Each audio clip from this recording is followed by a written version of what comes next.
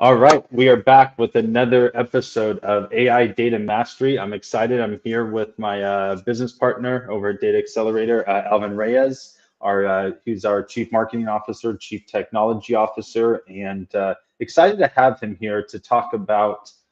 I feel like this kind of hidden gem that a lot of people, everyone gets so hung up on. Oh, I got to run Facebook ads, or I got to do this, but it's the programmatic ads, the every everything outside of everything outside of um, everything outside of social media is extremely important. It's just like this untapped market of what's not being used. Sorry, I got a little distracted here with my live stream. There was a problem with Twitter, I guess, or something. It wasn't supposed to go on Twitter, but all right. Regardless, back on track. Programmatic ads.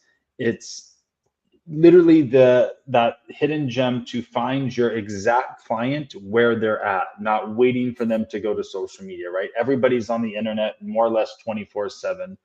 Why not be able to go identify that exact person, that decision maker at the manufacturing company doing over $1 million a year in revenue and has over 50 employees, let's just say. Like, that's how granular we can get with the targeting. And then on top of that, we're showing them an ad on NewYorkTimes.com, CNBC.com, ESPN.com, like major, well-reputable traffic sites, not just some little tiny ad buried on some blog post that might resemble your business or your practices. So I'll be quiet and let Alvin, kind of take it away from there. Maybe start with kind of a 10,000-foot view of how you set up the targeting and how you approach the programmatic ads in the B2B space. Yeah, so programmatic ads, just think of it like it's just display ads on steroids. You might be running ads or familiar with Google Display Network, running banner ads over there. The problem with that side is you get a lot of bot traffic, fraudulent devices, traffic, clicks. Again, it's just a waste of money over there, and you can't really do a lot of B2B targeting typically. I don't think it's just worth it.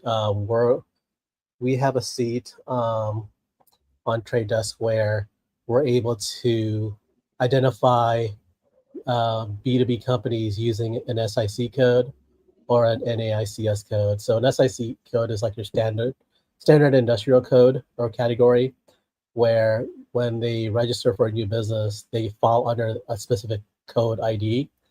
And then something with, let's say, for a manufacturer or maybe agriculture or church or religious groups, whatever that is.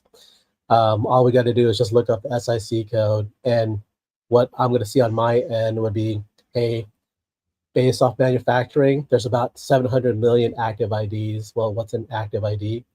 Think of it as it's a device ID, like your mobile phone, laptop, desktop, your tablet, also your TV that allows streaming ads. So if I could target manufacturers in the US using an SIC code, that's what you want. That's the power. That's the data that you want access to. Because if I could run your ads, your brand, your offer, your product, your service to 800 million devices in the US, you're not going to really find that on Facebook or even on Google if you're going to run ads on there. And the key takeaway, we're not sending it to any devices. It's being sent to the devices of the decision makers of your target audience, of that total addressable market. And that's literally the biggest gap we found in the B2B space is these companies, most B2B companies are operating within, say, 10% of their total addressable market. They have 100,000 potential clients. They maybe somehow within the year communicate or get in front of 10,000 of them. They try to blast them with emails, cold call them, show up to trade shows, which I'm not saying any of those are invalid. I'm just saying there's a faster path to speed up to the end result and get in front of more of that addressable market, drive interest, drive traffic to the website. Then we start capturing data, getting it down to the sales team, retargeting them on other platforms, things of that nature. But the programmatic side of things, to just 20x the process to get in front of that total addressable market is the real power. So I just want to make sure we're not just showing these ads to anybody, because the numbers are cool to talk about, but it's quality over quantity, and that's the whole purpose of programmatic ads. Right. So we like to layer on the data. So if you tell me, hey, this is, I find out what the code is, I want to target on this type of manufacturer, and then you tell me, hey, I want to target companies that are making $1 to $5 million in revenue per year. Great. We could target C-suites, VPs, any of those executives that are likely decision makers. And then the other thing too is like we have access to like net worth or household income, FICO credit score. So if you want to kind of like stereotype a decision maker, like I would stereotype them making six figures, or they have a household income of like maybe 500 grand a month. I mean, a year, right? So if you really want to get to that person with precise targeting, we could stack on data on top of data. And this is stuff from like Zoom Info, Dun & Bradstreet, Equifax, TransUnion, the 3 Credit Bureau. But the whole point that I'm trying to make is like the type of targeting that's available in this platform is just like, it's unbelievable. It's like really like I'm like a kid in a candy store where like, hey, I was like, can you do this, Alvin? I was like, yeah, I could find it. What else do you want? Like, okay, you do this? Yeah, it's right here. What else do you need?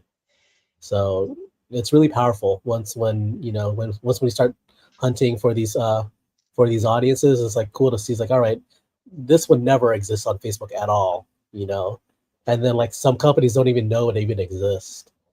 Exactly. And now we're able to hit the right individuals with the ads, drive traffic. So, when I'm on the phone with a business owner and I'm looking up and I'm like, how many how many people are visiting your website? Oh, well, we don't get nearly enough traffic. If we could only get some more traffic, and you look up and, they might have 300 to 500 people visiting your website. I was like, okay, well, what if for, as little as $100 a day, I could get 50 to 100 people a day hitting that website. I can get 2 to 3,000 people to that website, 10xing that website traffic. What would that do for your market exposure? What would that do for your business? And then we can get into the the pixel data and enrichment on another show. But then driving that traffic to the site, increasing conversions, the initial conversions, but then giving them the ability to capture all that data, because there's tools out there that enable that, to capture a ton of that data and then get it down to the SDRs to follow up with, which you can do in the B2B space.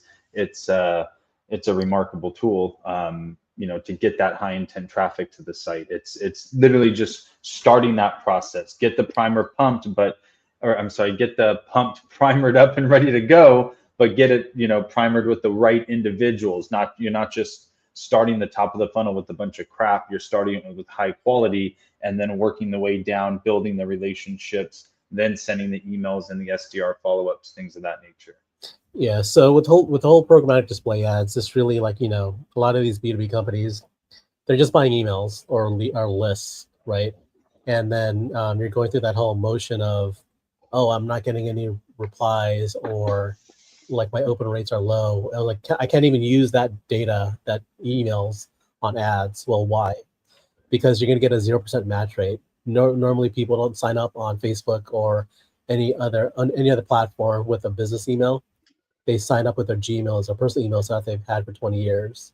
So this is the best solution to find these people, the B2B space, using programmatic ads based off SIC codes and all the other different types of targeting that we have access to. So you want to talk to us and leverage the data that we have access to.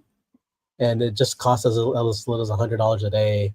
And the goal of that is, again, just to drive traffic, find them where they're at.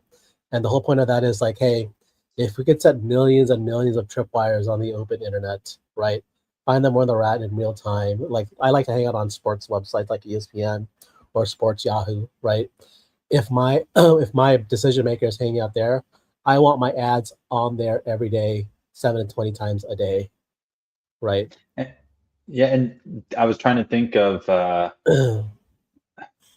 Yeah, exactly. Increase the increase the impression rate. Yeah, the frequency, all that type of stuff. But then, while you were talking, I was thinking of some kind of I don't want to say out of the box, but some unique scenarios that we ran into where we have a B2B client. It's I don't want to get into the details of the product or services, but it's a B2B client. But their main focus right now, they're like, hey guys, we want to focus on universities and we want to focus on churches and like religious organizations. So you were able to go in there and you were able to find, church, those, basically a little help with AI. It's like, hey, who's decision makers at churches and these type of, who would be the decision maker for this type of product or service? We get all the job titles. You then focus on those job titles at religious organizations. Now their ads are only being seen by those individuals. And then we do the same thing with like universities and schools, but it's, and I think you even corrected me. It's like, oh, well, they don't want just any schools. They specifically want like universities, higher education. Yeah. They don't want the principal at the public elementary school, right? Yeah. So, but that's how finite we can get it to make sure that it's being seen by the right person, and we're not wasting their money showing impressions to somebody that doesn't matter or somebody that doesn't resonate with their product or service. Right. The other thing too is geofencing. So we have a lot of clients. Yeah, for sure. We have a lot of clients. They have Alvin. We do a lot of conferences in Vegas, right? Can you? Is there a way to run ads at the event for 7 days targeting the Mandalay Bay? I go, yes, we can.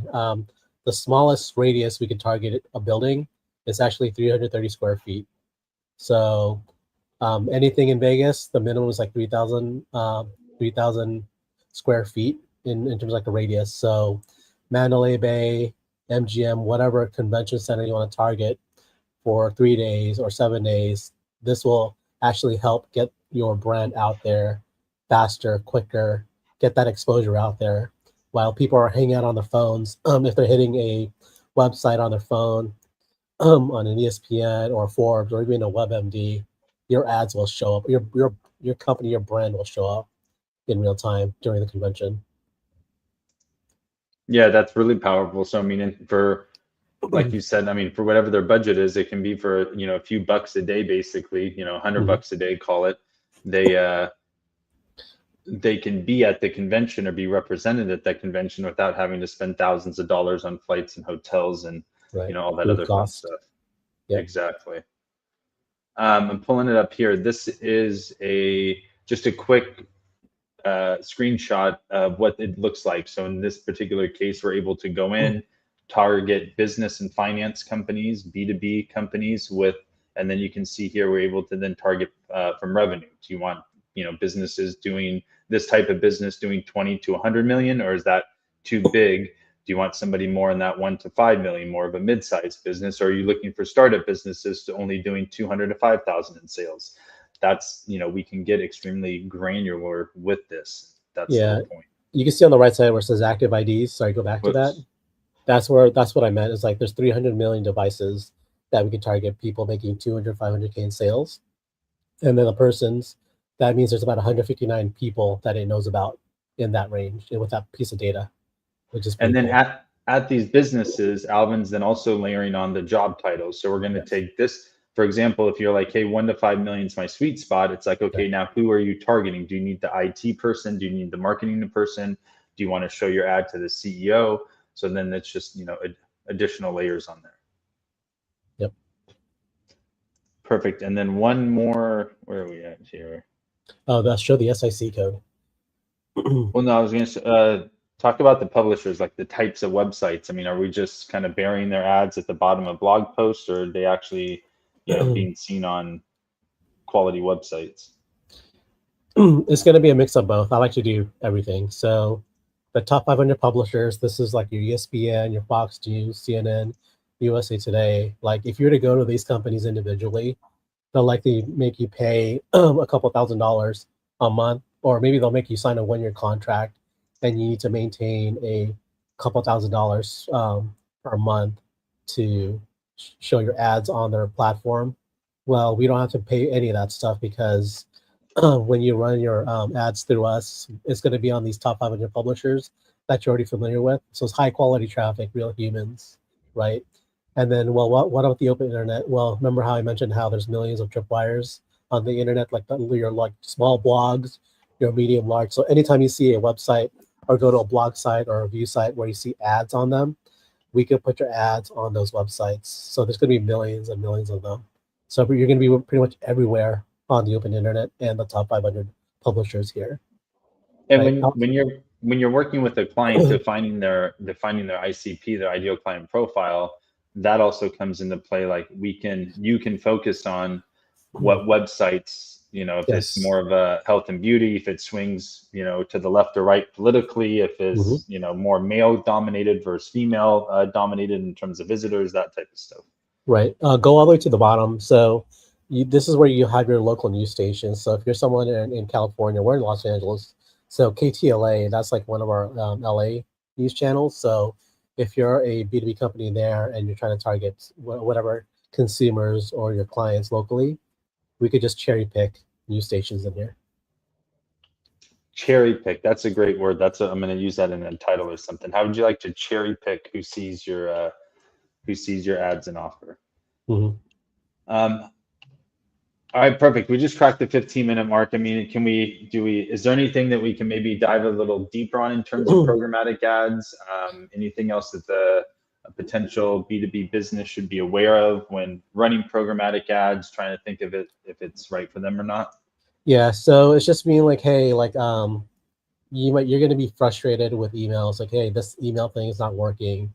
I spent a lot of money, time, frustration. My SDRs are about to quit because I can't get them better data, or I can't get them, you know, better quality traffic or whatever. Or maybe you might not be doing any SEO or running any paid traffic.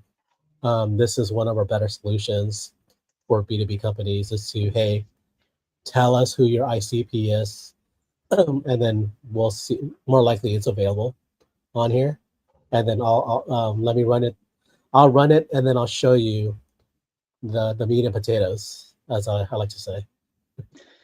What would you say one of the biggest like misconceptions are? Like it's going to happen too quickly. It's going to, generate me a million clients the first month. Like, are there kind of some No. misconceptions with something like this? So that is like the unicorn that every business owner wants. Like, I want leads in volume, high quality, lowest cost per lead, the lowest customer acquisition cost. Like, well, that is a unicorn, and that takes years or even months to figure out, or it might be impossible to figure out. But our goal with programmatic is like, we're marketers. Our job is to find your target audience, right? That's what a marketer does. We want to stereotype these people. Where do they hang out at? What do they like? What do they do? So when we have access to this data, it's a bunch of third-party data aggregators, and we're like just leveraging that data for our clients. It's like, look, like it's just $100 a day, and if I could drive more traffic to your website, again, you're talking about the total addressable market, and it might be like 5%, 10%, whatever that is. Well, what about the other 90% that has never heard about your company or your service? That is what we're solving with programmatic ads. I was just thinking about this, but because I love my analogies, but it's just like, look, your website it's like having a booth, right, at a trade show. You have to have people to your booth. So you have a website, you have a landing page, you have something, you represent yourself online. What you need more people to that booth. You need more people to walk up to that booth. If you get 10 or 20x the people, the right people showing up to that booth, then Right. obviously it's going to, 10x the exposure. But I think it's just my point I was getting to is I think it was sometimes it's just more of an unrealistic expectation. It's Yeah. especially on the B2B side. Um, since most B2B is a high ticket product or service, Right. it's a relationship. It's a 3 to 6 month process before you're actually closing a deal.